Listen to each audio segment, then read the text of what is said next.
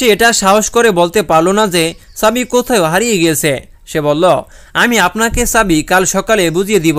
তাই আব্দুর রহমানকে সকালের মধ্যে চাবি খুঁজে বের করতে হতো। অনেক চিন্তা ভাবনার পরে সে কবরে গেল। ওই সময় রাত 12টা বেজেছিল আর ফাতেমার মেয়ে তার নানির কাছে ঘুমিয়েছিল। ফাতেমার স্বামী রাত 12টা বাজে কবরস্থানে চলে গেল। তার মন বিষণ্ণ ছিল, অনেক কষ্ট এবং ভয় ছিল তার মনে। এর আগে কখনো এত রাতে সে কবরস্থানে আসেনি। এই কবরস্থান গ্রাম থেকে বেশ কিছুটা দূরে ছিল। সে একদমই বুঝতে পারছিল না তার কি করা উচিত, কিন্তু সে চাবিটি খুবই গুরুত্বপূর্ণ ছিল যা সে না বুঝে হারিয়ে ফেলেছিল। চাবি খুঁজতে খুঁজতে সে রাত 12টা বাজে কবরস্থানে পৌঁছে গিয়েছিল। ভয়ে তার বুক কাঁপতেছিল।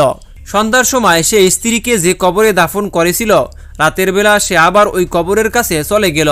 তারপর সে কোদাল দিয়ে কবর খুঁড়তে শুরু করলো। তার উদ্দেশ্য ছিল হারিয়ে যাওয়া চাবিটি খুঁজে বের করা। যখন সে কিছুটা অংশ খুঁড়ছিল তখনই কবরস্থানের দারোয়ান গিয়ে তখন তাকে জিজ্ঞাসা করলো, তুমি কেন কবর খুঁড়ছো? তুমি কি লাশ ছিনতাইকারী?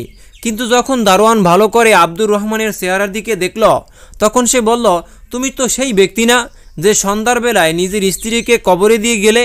আব্দুর রহমান ঘাবড়ে গিয়ে বলল, হ্যাঁ জনাব, আমি সন্ধ্যায় আমার স্ত্রীকে এখানে দাফন করে গিয়েছি, কিন্তু আমার স্ত্রীকে দাফন করার সময় আমার পকেটে থাকা মূল্যবান একটি চাবি কবরের মধ্যেই পড়ে গিয়েছে, আর এই চাবি আমার জন্য খুবই গুরুত্বপূর্ণ।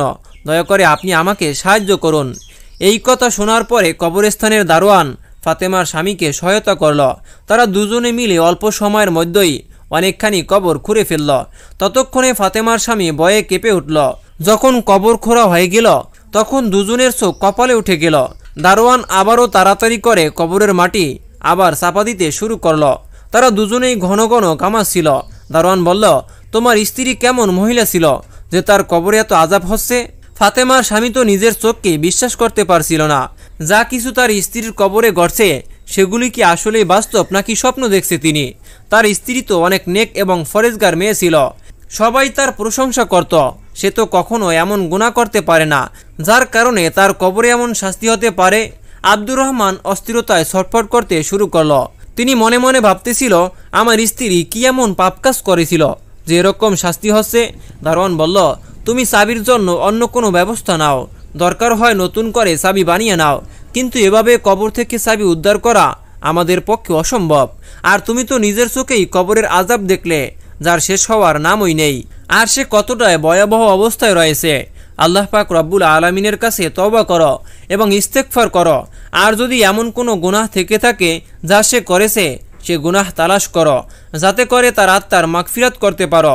আব্দুর রহমান কান্না করতে করতে পুনরায় বাড়ি ফিরে গেল। ফাতেমার মা আব্দুর রহমানকে দেখে জিজ্ঞেস করল, বাবা, তুমি এত রাত পর্যন্ত কোথায় ছিলে? আমি কখন থেকে তোমার জন্য চিন্তা করছি। আর তখনই আব্দুর রহমান শাশুড়ির পায়ের কাছে বসে পড়ল আর কান্না করতে করতে বলতে লাগলো, আম্মা, আমার সুখ শান্তি সবকিছু হারিয়ে গিয়েছে। এখনও আব্দুর রহমান অনেক গামা ছিল। ফাতেমার মা বলল, বাবা, আমাকে বলবে তো কি হয়েছে? এত রাত পর্যন্ত কোথায় ছিলে? আর তখনই আব্দুর রহমান বলল, আমি চাবি খুঁজতে কবরস্থানে গিয়েছিলাম, কিন্তু সেখানে গিয়ে আমি যা দেখছি তারপরে বাকিটা জীবন আমি শান্তিতে নিঃশ্বাসও নিতে পারবো না। ফাতেমার মা ভয় পেয়ে বললেন, তুমি আমাকে এত চিন্তিত করো না বাবা, সবটা খুলে বলো আসলে কি হয়েছে।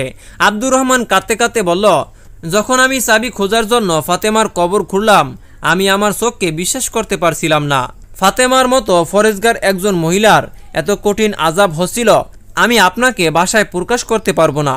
ফাতেমার ঠোঁটের উপরে আগুন জ্বলছিল আর সে ভয়ঙ্করভাবে চিৎকার করছিল। প্রিয় দর্শক, ভিডিওটি অনেক লম্বা হয়ে যাওয়ায় এটিকে আমরা পর্ব করে রেখেছি। পরের পর্ব দেখতে হলে অবশ্যই আমাদের এই চ্যানেলটি সাবস্ক্রাইব করে পাশেই থাকবেন। দেখা হচ্ছে পরবর্তী পর্বে।